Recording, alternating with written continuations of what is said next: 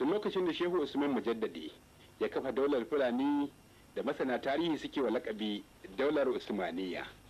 An yi sarakuna ɗaya har 13 a Kano. Bayan bayyanar Shehu, yaɗa addinin Musulunci ya zama wani babban rukuni na aikin sarakunan Arewa, kuma Turawa ba tsame hannun suka caukan daga harkar mulki ba, sai matsayinsu ya zama su ne tsakanin talakawa da kuma gwamnatin Turawa. Sarki na 11 a jerin sarakunan Fulani kuma sarki na 4 da Turawa suka nada shine Alhaji Muhammadu Sanusi, dan sarkin Kano Abdullahi Bayero, dan sarkin Kano Abbas. An haifi Alhaji Muhammadu Sanusi a gidan waziri da ke tudun wazirci a cikin birnin Kano a shekarar 1902. Tun da mu ita ce kawo muku takaitaccen tarihin rayuwar wannan jangwarzo, to ya kamata mu soma daga farko. Shin ya taso lokacin ƙuruciyarsa? Bari mu je daga bakin limamin Yola, Malam Mahmud Umar. Ina daga cikin mutanen da suka san sarkin Kano Sanusi kwarai da gaske. Akwai kakata, wato Sharifiya ce matar kakana. To shi kakana malamin sarkin Kano Abbas ne, kakan Sanusi, wato a majalisa, wato yana cikin waɗanda suke ba da shawara a gun shari'a. To sun sarki Kano Sanusi na 'yan yara sukan je gidansa. To da sun je gidan, wato ita kakannin tawa sai ta ga bai sa tozali ba, sai ta yi mata ce a ga ɗan sarki kyakkyawa amma ba tozali, sai ta kama shi sai ta shiga da shi cikin ɗaki sai ta sa mata tozali. Ta gaya min wannan zance, ni kuma da zo na gaya masa shi ya san wannan. Wace alama aka gani a tare da shi wacce ta nuna zai zama sarki? Kaninsa wato wakilin yamma Alhaji Isa Bayero na da amsa.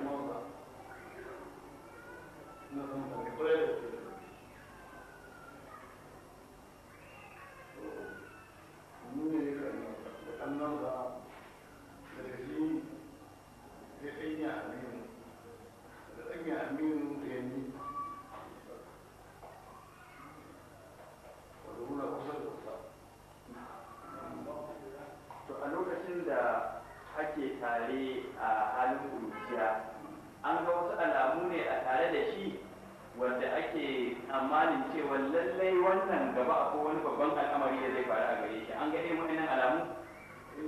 An gani yanzu ya fi nuna shi an gani na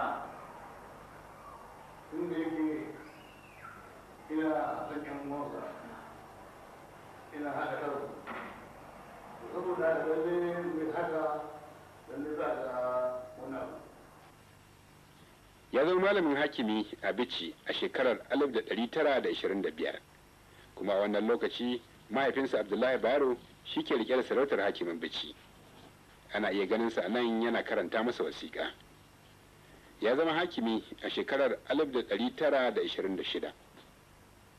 To ya gudanar da aikin. Ga ɗan masanin Kano Alhaji So mai tamasile. Ni ban taɓa ganin ɗan sarki mai biyayya game da ubansa ba, mai tsayawa akan abin da duk sarki ya ce shi kenan, shi ba wata magana irinsa. Yo wanda ya kan ɗauki wannan halinsa masu in ce sai ɗan iya ado, domin shi ɗan iya ado ɗan iya ado misali ɗan iya ado ba shi da abokin gaba sai abokin gaban ubansa, ba shi da masoyi sai masoyin ubansa. To haka sarkin Kano Sanusi yake tun yana ɗan sarkinsa yana ciro ma mutum ne wanda yake babe mai ƙarfin gaba. Ka san dalilin da yasa da kai ce babe mai ƙarfin gaba? Ka san a lokacin babu wani mutum hakimi wanda yake zama a bayan mota, sarki ne kaɗai zai zauna a bayan mota, amma sarkin Kano Sanusi tun yana ciro mansa shine kaɗai wanda muka sani hakimi yake zauna a bayan mota. ba da raini ba don imani da Allah. Duk sarkin da ka sani a ƙasar nan hannu yake bashi tun yana ciro masa.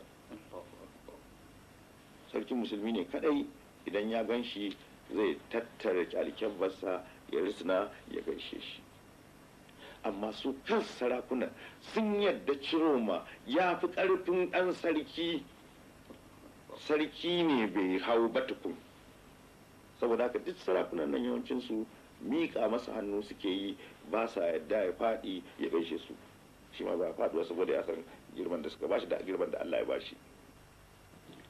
Alhaji Muhammad Sanusi ya zama sarkin Kano a ranar 24 ga watan Disamba na shekarar 1953. Don ƙarin bayani, bari mu sake waiwaitar limamin Yola.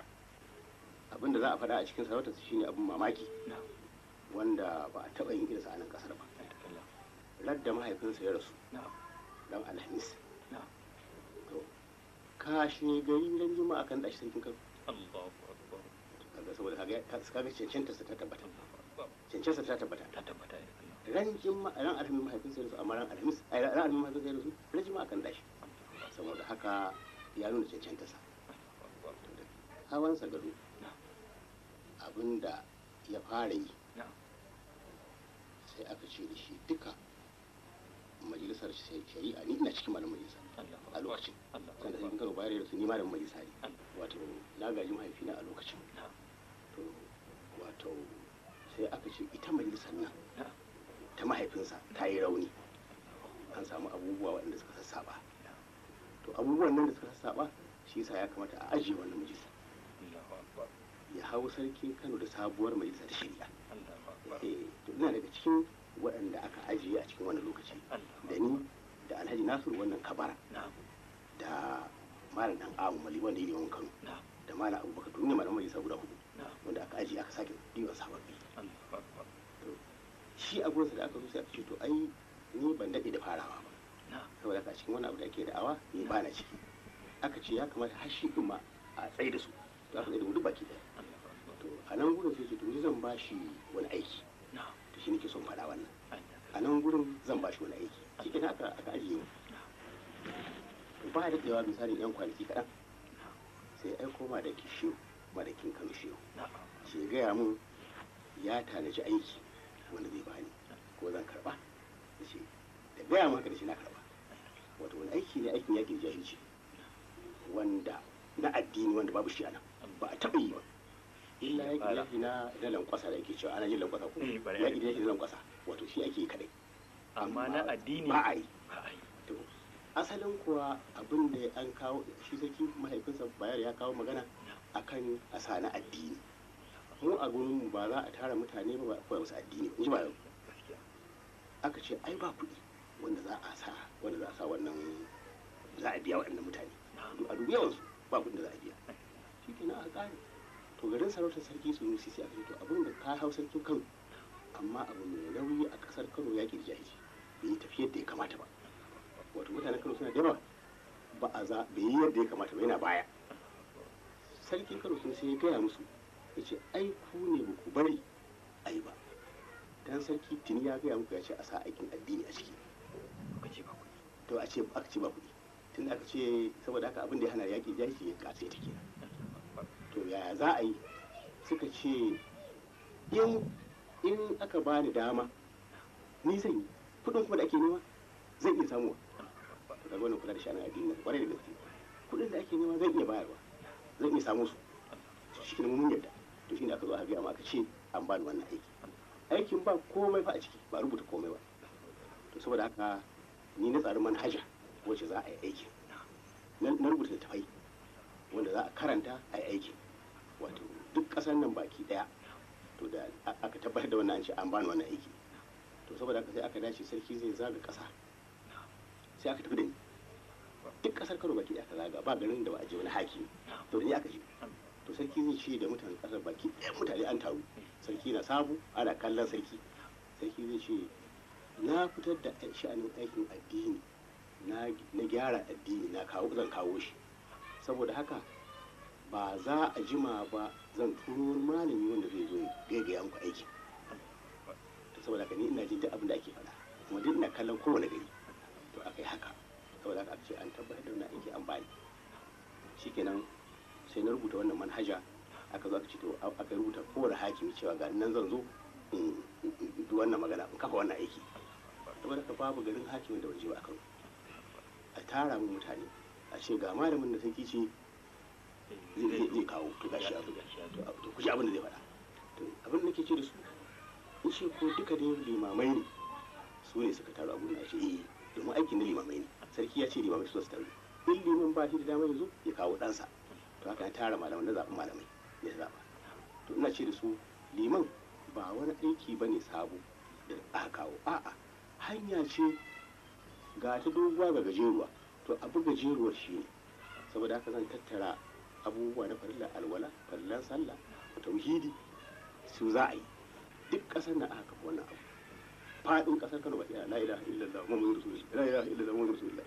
Saboda haka wato abin da ya gudana kenan. Kuma abubuwan da ya ina ciro man Kano abubuwa ne masu yawa, wato suna da yawa kwarai. To ina ganin abin da zan faɗa a ciki dai wato cewa yana ciro man Kano wato ya koyi ya tsaya makaranta, wato Wali Suleimanu shine malaminsa da Ahmadu Abbasi ne ya rasu, kuma sai ya kama Wali Suleimanu uban na'ibi wali.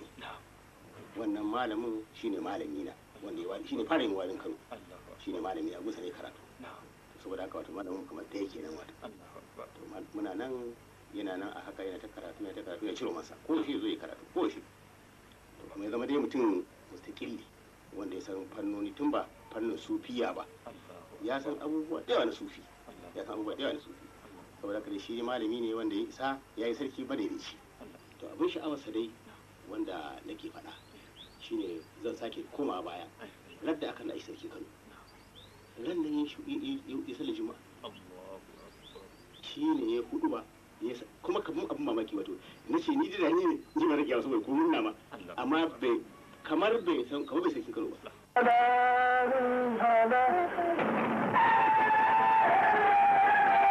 A nan za ka iya yi wa masu kallonmu da sauraronmu bayani game da irin gudunmawar da bayar ba a Kano kawai ba, ta hanyar dangane ci gaban ƙasar nan ta fuskar tattalin arziki da siyasa. To bisa gaskiya shi dai sarkin Kano Sanusi ka sani wato babban bakin jininsa a lokacin goyon bayan gwamnati shine bakin jininsa a wajen abokanan hamayya. Ya tsaya tsayin daka, shi kuma dalilin da yasa yake tsaya tsayin daka saboda yana son a zauna lafiya. Domin shi kullum abin da yake cewa wato idan ƙasa bata zauna lafiya ba za a samu ci gaba ba. To kaga wannan yana da wannan abu. Ƙasa kowace iri ce ko a yanzu ne ko nan gaba ba ta samun ci gaba sai an samu zaman lafiya. Don haka wannan abin da yake yi da jan idan da yi da irin kama karyar da ake ciyawa ya yi saboda a samu zaman lafiya ne, mutane su cinikinsu su yi addininsu, ƙasa kuma ta ci gaba. A wannan ko zaman lafiya ya yi ba a nan ba a ko'ina kuma ko ba komi.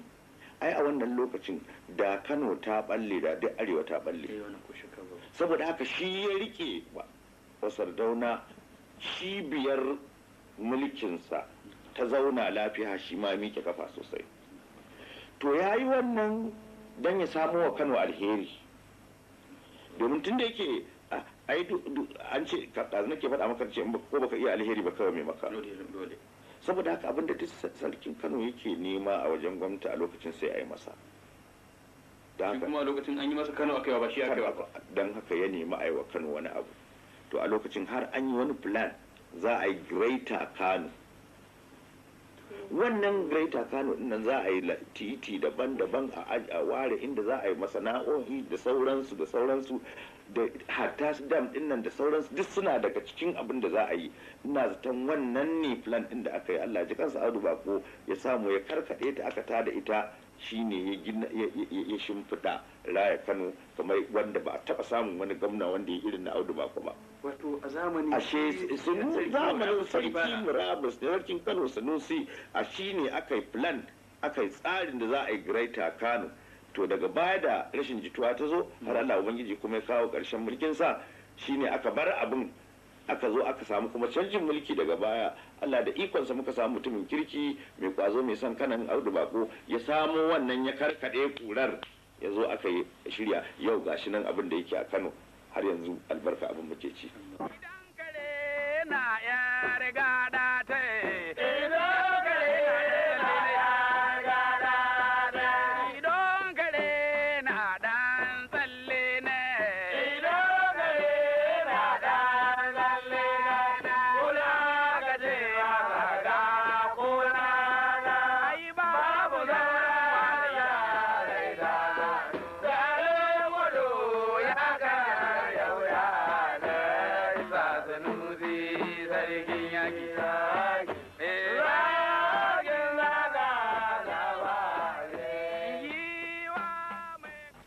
An ba shi sanda a watan Mayu na shekarar 1954.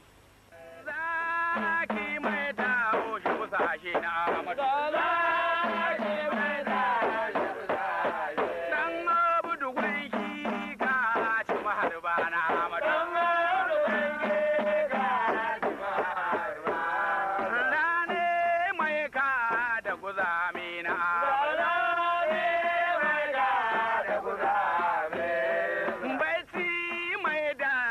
Mutane na Ahmadu.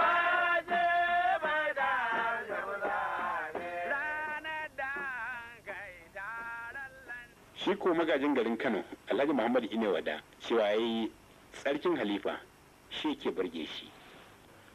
Abin da ya fi ba ni sha'awa a halayensa wanda ni ma na yi ƙoƙari na koya gwargwado shine tsarkinsa. A wannan lokaci watakila ma ko har yanzu wanda duk ya san shi zai tabbatar ma wato ko yaushe a cikin alwala yake. Dan na tuna nakan je ina tare da shi mu yi sallah azhar tare, mu yi la'asar, a yi magariba, a yi lisha, amma ba zai sake alwala ba. Kawai abin da zai nema sai shi ya nemi ruwa ko kure bakinsa. To shi yasa yawancin mu ma tunda mun san haka yake koyaushe mu ma a cikin alwalar muke, kuma muka koyi wannan. Har yanzu ina iya kokari na nima na zama ina cikin alwala saboda koyi da abin da na samu a lokacin da ke tare da shi. Wakilinmu Ilyasu Ma'azu Ahmad ya sare da mai martaba Lamidan Adamawa Alhaji Aliyu Mustapha kuma ga abin da ya ce. To mutum ne lallai yana da nagarta musamman ta fiskan mulki da kuma yadda zai gudanar da ayyukan mulki da kuma yadda zai zama da jama'a. Yana da nagartan wannan kwarai da gaske. Har ka sani shi ne madalilin da ya sa wani lokaci a raka naɗa shi ya rike mukamin gwamnan Najeriya ta a lokaci. Wato an yi haka ne saboda an lura akwai yana da tsinkaya da kuma haƙurin zama da mutane. Kwarai da gaske. To kuma a ƙashin gaskiya ta fiskan siyasan ƙasar nan kuma ka sani shi sai Kano Sanusi mai murabus yana ɗaya daga cikin wakilai waɗanda suka je London saboda tsarin mulkin ƙasar nan. A lokacin ma ya yi ƙoƙari kwarai da gaske, ya jawo hankalin mu sauran sarakuna mu taimaka ga addu'a da sauransu don a sami cikakken nasara, kuma ya yi matukan ƙoƙari saboda kuma irin ƙoƙarin da aka yi har yasa aka ci nasara, aka sami mulkin kai, aka sami abin nan ci gaba kwarai da gaske a cikin jamhuriyar ta farko wanda aka yi. Wannan duk yana daga cikin waɗanda suka taimaka ma harkar siyasar ƙasar nan. To a game da harkarsa ta fiskan addini wannan ina jin ba abu ne wanda sai na taba duk mutumin ƙasar na ya san Sarki Sanusi game da harkin addini, irin haziganci da yake da shi akan haka addini. Mutum ne wanda yake son, kamar yadda na faɗi, yadda yake da nagarta ta neman yadda zai kyautata rayuwar jama'arsa da rayuwar mutane a ƙasar nan, haka kuma yake da nagarta ta fuskar neman hanyar ibada nashi da kuma jama'a nashi da jama'a da yake mulka. Gwamnan jihar Arewa ɗan ƙasa na farko Alhaji Sakashin Ibrahim ya yi bayani kamar haka. Kuma mun saba da shi har ya zama abokinmu kafin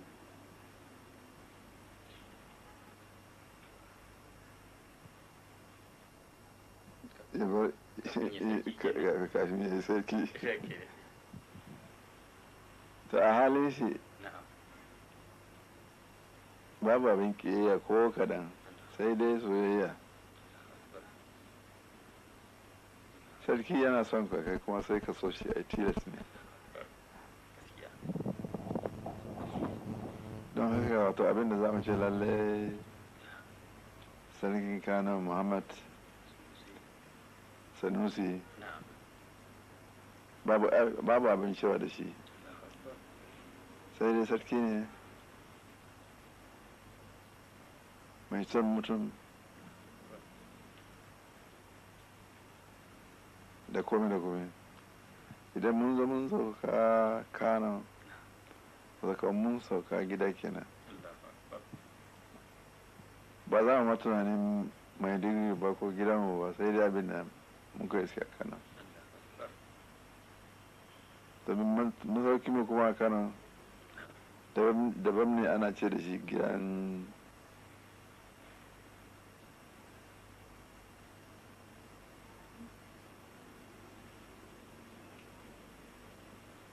Ciroma. A nan muke sauka in mun zo, mun sani dama in za mu zo Kano za mu zo sauka gidan Ciroma. Mu ba abin da muka gani a Kano sai dai farin ciki da kome da kome. Wato muna zuwa kamar gidanmu, kamar ma abin da ake yi mana fiye da Maiduguri. Don haka wato muna son mu gode na ko da shi abin ya tsofa. Allah ya bashi lahira. Sarauniya Elizabeth ta Ingila ta bashi lambar girma inda ya zama Alhaji Isa Muhammadu Sanusi. Alƙalan jihar Bauchi Alhaji Baffa Mahmud cewa a lokacinsa ne shi murabus aka fara kiran sallah a gidan gwamna a Kaduna. Lokacin da ya yi makaddashin gwamna, acting gwamna na jihar Arewa, shi ne lokacin farko da aka fara an yi kiran sallah a gidan gwamnati.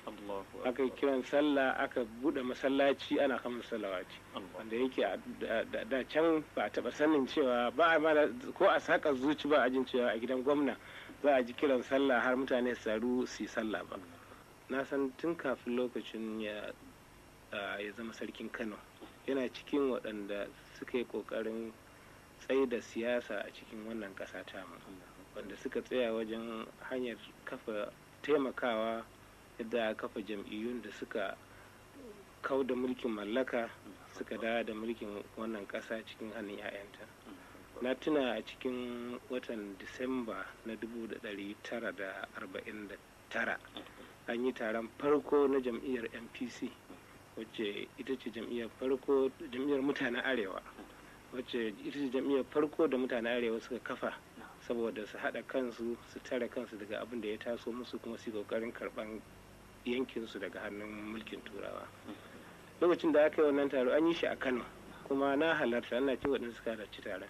Na san irin shawarwari masu amfani da ya bayar da ya a lokacin wannan taron. Kuma ina tunawa bayan an gama taro ya kira dukan bakin da suka halarta a cin abinci, wanda kuma da kansa yake zagawa yake raba mutane da suka halarta abincin. A wancan lokaci abu ne mai wuya kwarai da gaske, saboda yana matsayin hakimi Ciroman Kano, ga rasdan, ga DO, ga gwamna a Kaduna, ya fito ya shigo cikin irin wannan, ya ba da irin wannan taimako. Abu ne mai nauyi, ba mai sauki ba ne a can lokacin. Shi kuma dakin Katagum Alhaji Sula Katagum cewa lokacin da Halifa ya yi mukaddasan shin gwamna ko ya san akwai gwamna.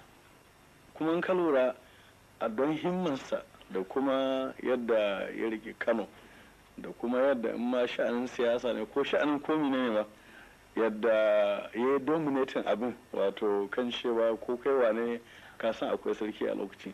Shi ya sa ma har lokacin da gwamna na Kaduna zai tafi akan da shi acting gwamna, yawwa har a lokacin ya ran gari a ƙasar nan.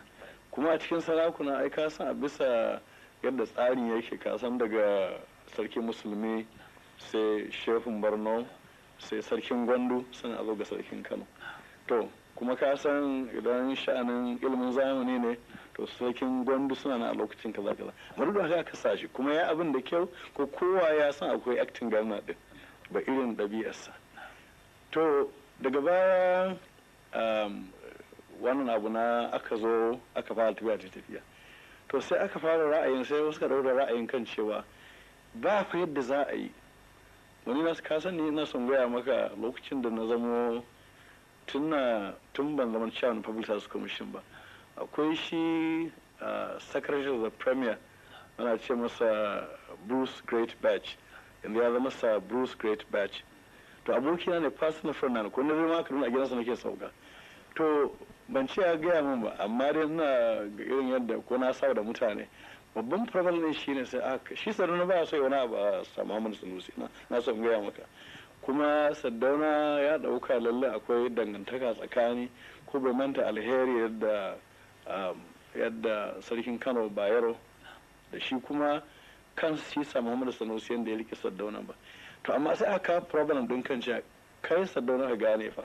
wannan ra'ayin turawa ne da kuma wasu daga cikin ministers na Sardauna kan cewa in fa ba a wani ba a Kano ba bayan za a yi gwamnatin Kaduna ta yi karfi bayan da za a yi kan cewa ba zai yiwu kan cewa native authority ta Kano wanda Muhammadu Sanusi shi ne tana shugabanta da kuma nan a tafi side by side wannan ba zai yi tila a yi wani abu wanda yake lalle za a gane yanzu fa akwai gwamnati a jiha wanda kowa tila ya saurara a jihar arewa kaza to ba abu ne wanda ke mai sauki kamar da haka an samu lankayin ta a ce kaza in ka lura a cikin biography na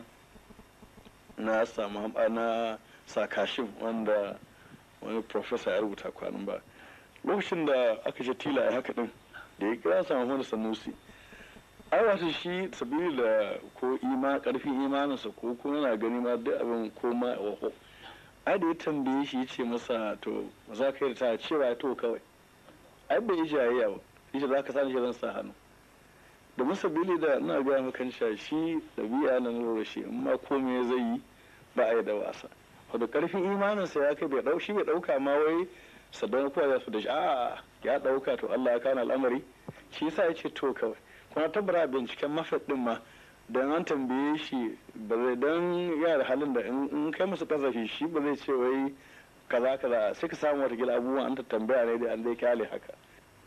Alhaji Isa Kaita wazirin Katsina ma ya yi mana bayani kamar haka. Wanda ya zama gwamna to shirin gudunmawa za shi ba da wanda ya zama shine duka don lokacin da gwamna ya tafi namu hutu to sai aka yi shawara shi marigayi Sardauna ya shawara da mu ce to wane ne kuga ya kamata ya rike wannan wuri na gwamna to shine sai aka sanya shi sa adin Sanusi to ya zo wani abin ban mamaki ba taba kiran sallah ba gidan gwamna sai a lokacin nan ga ana kiran sallah a gidan gwamna wanda abin da yake ya ba mamaki kwarai da gaske wannan shi ba ka sha'awa da mamaki kuma zaka imanta da shi babu shakka to nan kai a lokacin kana minista shi kuma gashi ina mukaddashin gwamna yaya alaka take a tsakaninku da shi ai tana da kyau kwarai da gaske saboda kusan ko menene za a yi a nan Kaduna ko a Najeriya sai an shawarce shi to wani lokaci ne akan aika in tafi Kano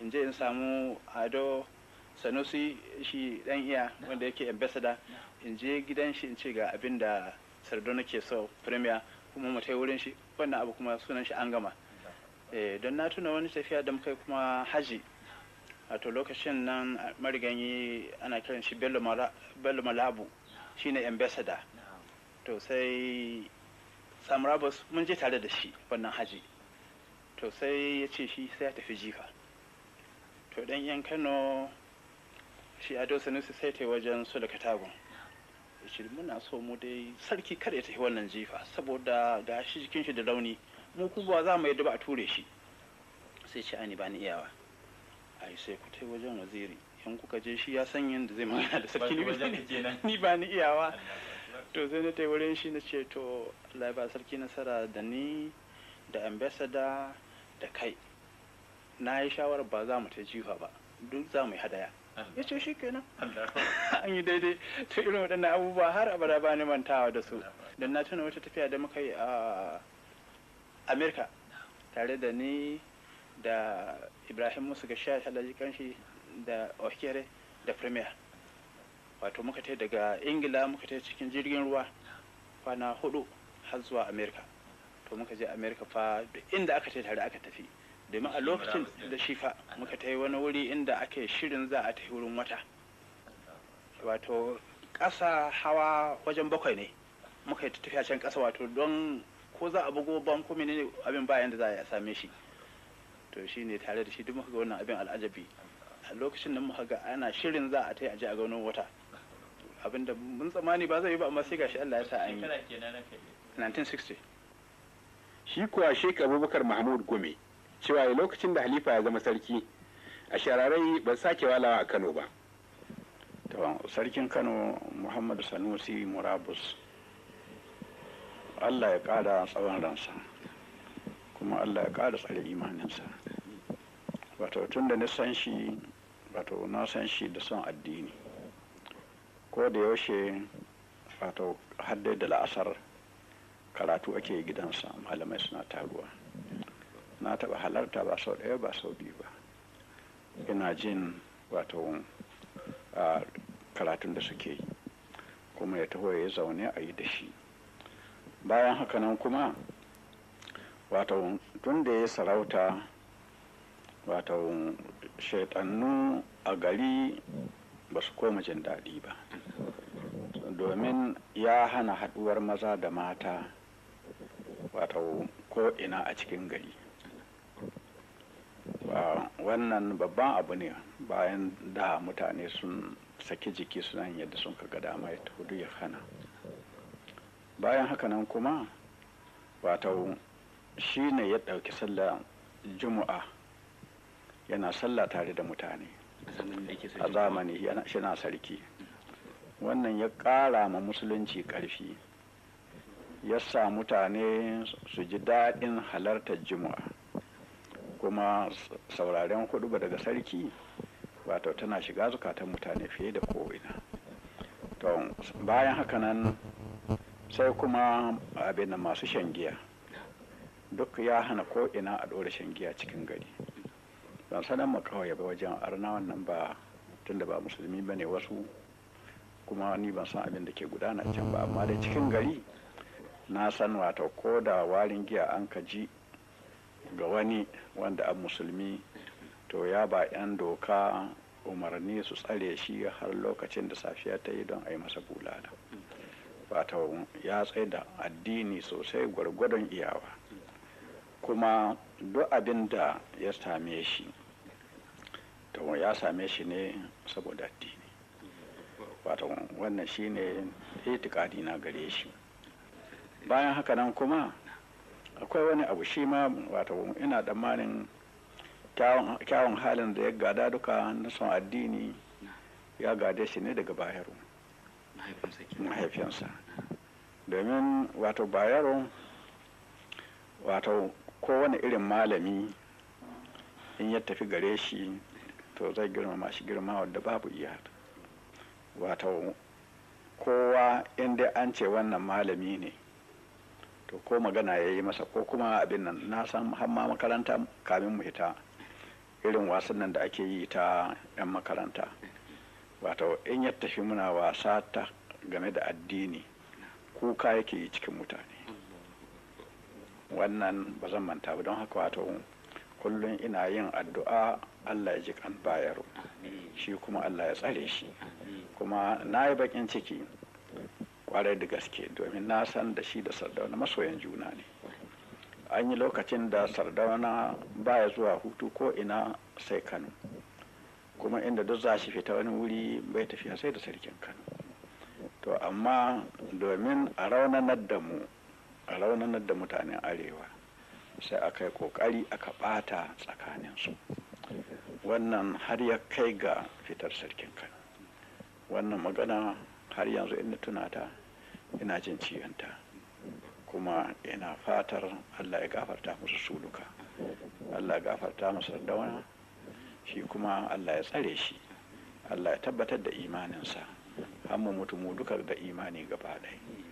Har yanzu kullum ƙoƙarin nake yi in Allah ya bani iko in tafi in gaishe shi, in Allah ya so, domin bani mantawa da alkhairinsa, kuma Allah ya sa albarka ga zuriyar shi. To ai da kallahu yanzu wanda kira za ka yi wa waɗanda suke shugabanci, musamman ma dai sarakunanmu, waɗanda sarakuna ne a da na addinin musulunci, ake cewa da su sarakunan gargajiya kuma har suka yadda su suke da komai, su suke da abin da turawa suke kira executive power a hannunsu, aka zo aka zare komai, kuma yanzu ake kururuwar a samo musu ma abin yi. Wanne irin kira za ka yi musu ko nasiha? To wato ni da kan gani na, wato yana da wuya a ce ga wani abu da za a iya ba su wanda yake ba addini ba. Saboda haka wato in sarakuna za su tashi su yi aikin addini, yanzu ga shi Allah ya rayar da addini, mutane ko ina ana ta wa'azi, su shiga gaba, ba wai sarki ya taushi na wa'azi ba, a'a shi zan shi ne umda wanda yake shi an rike da harkar wa'azi na ƙasar shi duka, shi zan ya yi kwamitin zakka, yana tara zakkar ƙasar shi. Ka gani zakka abu ne mai yawa, akwai 1/10 na noma duk zakka ne, 1/30 na dabbobi duk zakka ne, 1/20 na 1/40 na abin nan na kuɗi, wato abin nan zakka ne. To in sarki zai tara wannan ya raba ta ga malamai masu wa'azi da limamai, wato akwai aikin da ya wuce wannan, kuma shi raba ta kashi 8, inna masadaqatu lil fuqara wal masakin wal amilina alaiha wal mu'allafati qulubuhum wa fi riqabi wal garimin wa fi sabilillahi wa min as-sabil. Shi zan yana gudanar da waɗannan ayyuka da kyau, kuma yana nada limamai masu waɗanda sun kasan abin da suke yi, yana ba da iko ga malamai waɗanda sun kasan abin da suke suna wa'azi, ya zan komi yana gudanar da shi da kyau. Akwai aikin da ya wuce wannan, ai dama shi ne aikin da suke yi. Sannan tura suka taho suka ce ai ba wannan ba, ko mu ga wani nau'i, ku ba sarakunan addini ba ne, sarakunan al'ada ne. Wannan idan mutum ya yi tunani ai sai shi bakin ciki ga wannan. To ko yanzu in sun ka komo ga wannan, to ina ganin za su tsare mutuncinsu, kuma za su tsare girmansu, mutane za su ci gaba da girmama su kamar yadda sun ka saba. Allah ya taimake mu. Magajin garin Zazzau Alhaji Nuhu Bamalli ya yi magana ne akan biyayyar halifa ga mahaifinsa. Ya'yan sarki iri-iri ne. Ni kaina a garin nan Zazzau ni dan sarki ne, amma gawurta daban na ma dan sarki daban. To Muhammadu Sanusi ya gawurta tun yana dan sarki, ba sai da ya zama hakimi, ya zama shugaban Kano, ko ya zama sarkin Kano ba. To babban abin da zan ce game da shi shine ninawa dalili da na ke zato shine ya sa ya gawurta tun yana dan sarki har ya zama hakimi, to har kuma Allah ya sa ya sarkin Kano. Ko menene dalilin da ya sa Sanusi ya gawurta, abu ɗaya yana daga cikin dalilai na gawurtansa, shine bin uba.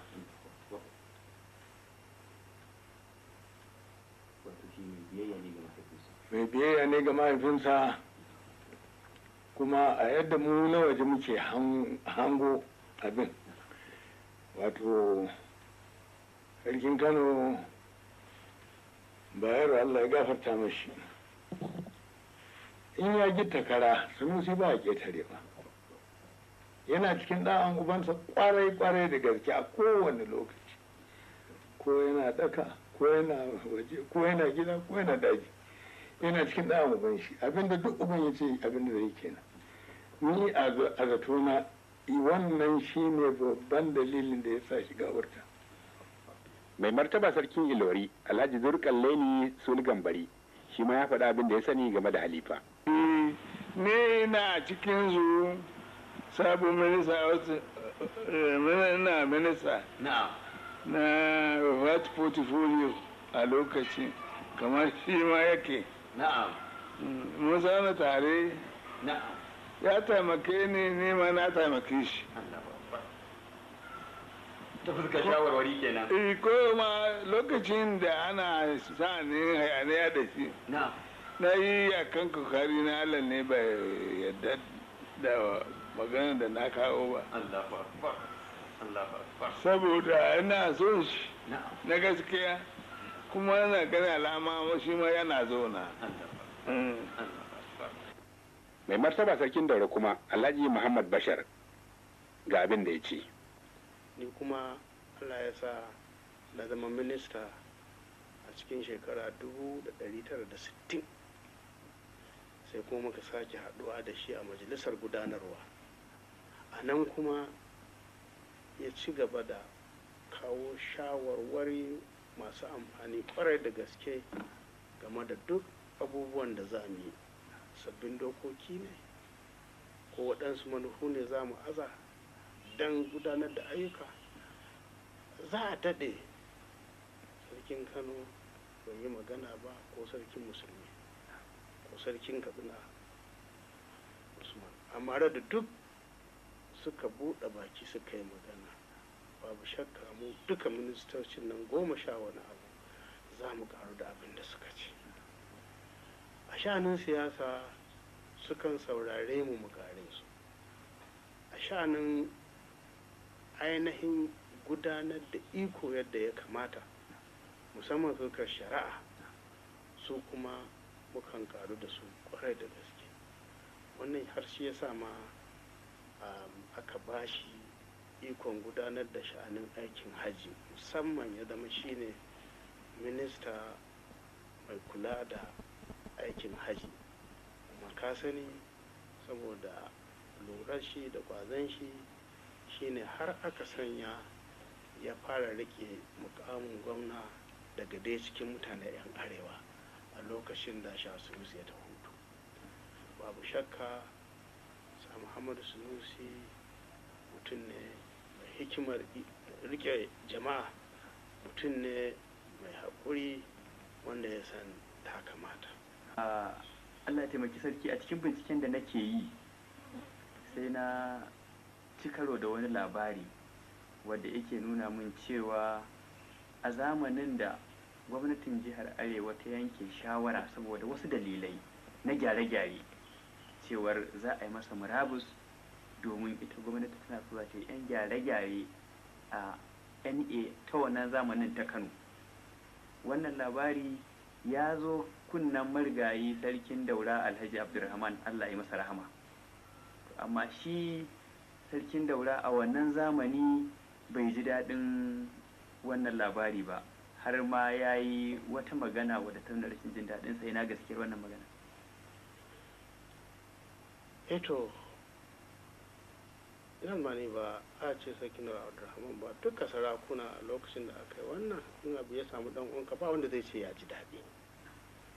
Amma lalle in an ce sarkin daura Abdulrahman bai ji daɗi ba, ba za mu ce a'a ba, domin na san kamar yadda na faɗa maka abokin ubana ne, wato akwai hulɗar zumunci tsakaninsu. Domin kwanan nan ina duba takarduna na samu wata takarda wadda ya ba sarkin daura amsa lokacin da suna London, shi sarkin Kano murabus sa Muhammadu Sanusi, ana maganar gyara mulkin Najeriya a cikin 1957, inda na ga duk da yana can akwai hulɗa tsakaninsu. Sarkin daura Alhaji Abdulrahman, Allah ji kansa, ya aika mashi yana mashi barka da aiki, yana tambayar lafiyar shi, yana faɗa mashi labarin gida.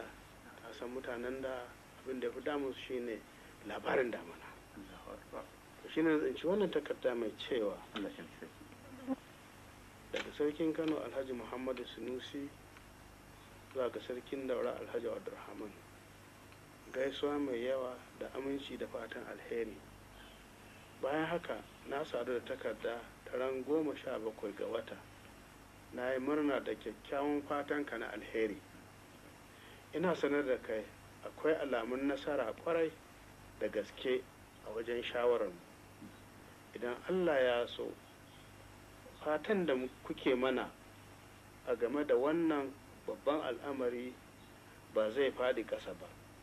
Muna ji a jikinmu kuma muna ganin alamun lalle da ikon Ubangiji za mu yi rinjaye.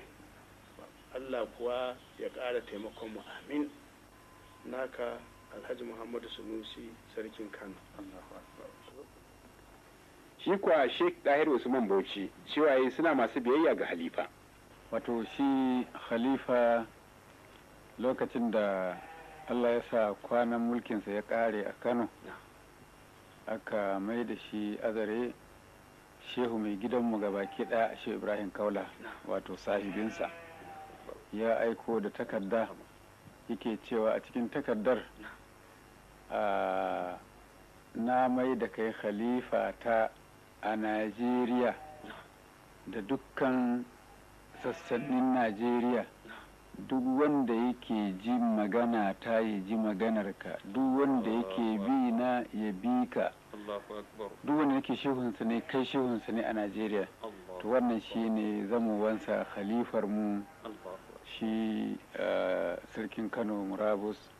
Khalifan mu ne shine wakilin Shehu Ibrahim yanzu a kanmu a nan Najeriya. Alaƙata da shi ni kuma ɗaya ne daga cikin khalifofin shehu ɗin, amma ina masa biyayya, shi mai gida yake gare ni, alaƙar mu kenan. Wato ɗaya daga cikin manyan 'ya'yansa, ambasada Ado Sanusi, ya faɗa abin da ya koya a wajen mahaifinsa. Ina abin da zan iya faɗa a ciki shi ne, wato almana na ɗan da ya masa, wani ina ɗaya daga cikin 'ya'yansa, wato ban ga wani bambanci ba tsakanina da kowane ɗan majalisa.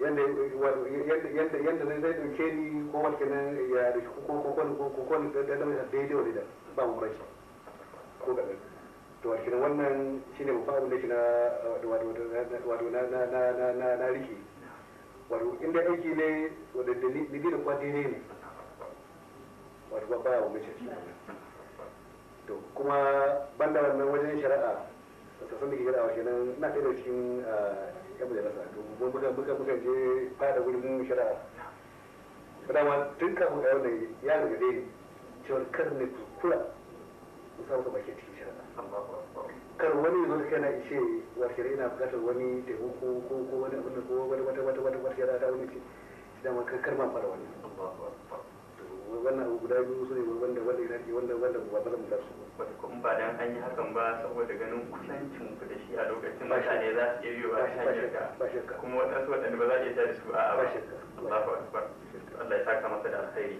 To bayan Allah cikin kudurarsa ya yi nufin sa da tafiya azari tare aka tafi kuma ana tare da shi lokaci mai tsayi a azaran nan abubuwa sun faru ko a azaran ko kuma kamar tafiya kaulaha ko aikin haji da aka yi. Shin waɗanne irin abubuwa ne suka baka sha'awa ko kuma baka mamaki a halin da kake tare da shi ko a azaran ko kuma a irin tafiye-tafiyen da aka yi da shi? Wanda bai shi kuma azare babba wani bai ya ba da mamaki ko kuma ya ba sha'awa shine wata irin haƙurinsa da wato imaninsa wajen wato ɗaukan kaddara wanda ke wajen abin da yake son barke kan komewa wanda akwai zan iya tunawa san da yake a wannan ya gane wata ran wato mun yi kamar zanen wata shida da kuma ta zai to yake ce mun nan wato ka da mu ne shekaru ne da dangan sai da shi da ai wato gari yanzu gashi mun dawo nan an mutane ba a zuwa gurin ba a wani ce to ai wannan sai ga Allah godiya ita kenan wannan kai suka yi wa ba ni ba ita da saboda kowa ya zo ni ba zai zo gona ba gona zai zo kai za a zo a damu a ce da kai ana kaza a Kano ana kaza wani ya ce kaza wani ya kaza wani ya kaza wani kaza da ka kenan wannan abu babban alheri ne a gare ka da ka kenan wannan abu kai aka yi wa ba ni ba da ka kenan sai gode Allah. A nan za mu yi waiwaye a don tafiya. Marigayi limamin Yola Malam Nuhu ya tabbatar da abin da Ado Sanusi ya ce. Sarkin Kano Sanusi kuma mai son gaskiya ne, ko dan uwansa zai hukunta shi, ko ɗansa zai hukunta shi in shi ana ta same shi. Idan ya tambaye mu abin da shari'a ce shi za mu ga masa, in mun ga masa shi zai hukunta. Ko dan uwansa ne, kamar su dan iya Aminu sai da kama shi. Da wani dan uwansa shi Bello shi ma sai bai matsa masa. Ya huda taga ta dubi gidan makocinsa ya ce je tushe bai tushe ba kashi gangan ya koma ya je makocin nasa ya koma ya kuma kala ya ce shi a je a toshe lallai fursuna su je tushe ya biya kuɗin aikin su. Alhaji Sarki Sanusi ɗaya daga cikin 'ya'yan Halifa cewa ya mahaifinsa bai taɓa nuna bambanci tsakanin ɗansa da bara ba. Babban abin sha'awa wajen sarki shine a duk taron bai baya nuna bambanci da ɗansa da baransa da bawansa da kowa duk ɗaya yake ɗaukan mu kuma wani abun ma ya fi wa bare da wanda yake ɗan gidan a kullum baya nuna wani zancen bambanci ko wannan ba ɗan gidan ba ne ko wani ni na haife to babu ruwansa. Kana zaune wani lokacin kan abu ya tashi za a ba wa wanda yake ba shi ya haifa ɗin ba kai kuma kana zaune kowa yadda za a iya nuna maka wani abu daban sautari kai kafi wani to babban abubuwa kenan wato na sarki to kuma alhamdulillah kuma wani abu da muka samu mun sami training din haka alhamdulillah mun gode Allah. Sarkin Sakkuwa Alhaji Muhammad bin Abdulkadir cewa tun daga ran da Halifa ya sauka a Azare suke tare. Tun zuwan sanan Katagun ya zo na ranar 8 ga watan April 1963 da jirgi ya sauke shi muka zo da mai martaba ya yi masa maraba tare da waziri da 'yan majalisarsa ya ce to ga ƙanina wanda shi ne kamar hadimina kuma muna son dukan abin da ya tashi ko muna nan ko ba ma nan a iya neman sa ya taimaka dukan irin Halifa ya rike ni riko irin yadda mahaifi zai ɗauki ɗansa amincaccensa yardaddansa a rayuwarmu da shi saninmu a wannan shekara 16 ba za ka taɓa ganin Halifa yana zance na banza ko zance da wani ba aikinsa zikiri ko salatul fati ko takarar qur'ani iya rayuwarsa in dare kuma kullum in dai kana da mun yi tafiye fitar wajen dama da shi mun je kaula lokacin oranzi maka kuwa sai da ya kai har sau 16 a sau 11 Allah na tuba sau 11 tun a tare da shi da kuma shehu Ibrahim mun je da tafiya kamar 7 tare da shi da shehu Ibrahim saura kuma mun yi ba tare da shehu sai dai 'ya'yansa to aikinsa kullum ibada shi ka same shi da wani mutum yana zance kai za ka ta zancen ka shi ko na takarar ƙura'ani. Ubangiji subhanahu wa ta'ala ya nufi dawowar Halifa gidansa na Wudil daga Azare a ranar 22 ga watan 12 1979 kuma kafin ya bar Azare din sai da ya jagoranci sallar Juma'a da mutanen gari ya kuma kai ziyarar ban kwana ga mai martaba sarkin Katagun marigayi Alhaji Umar Faruk kuma ya musu nasiha kamar haka. Mutanen Azare alkur'ani da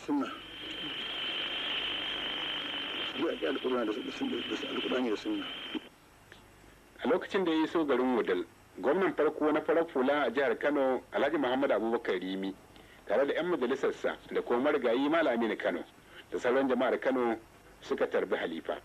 A mai da jawabin marhaban, halifa ya gode wa Allah. Muka da abin da muke na gode wa Allah. Shi ne da Allah su koyaushe. Wakilinmu Ilyasu Ma'azu Ahmad ya ziyarci halifa a gidansa na Wadal, ya kuma samu ana ta karatun.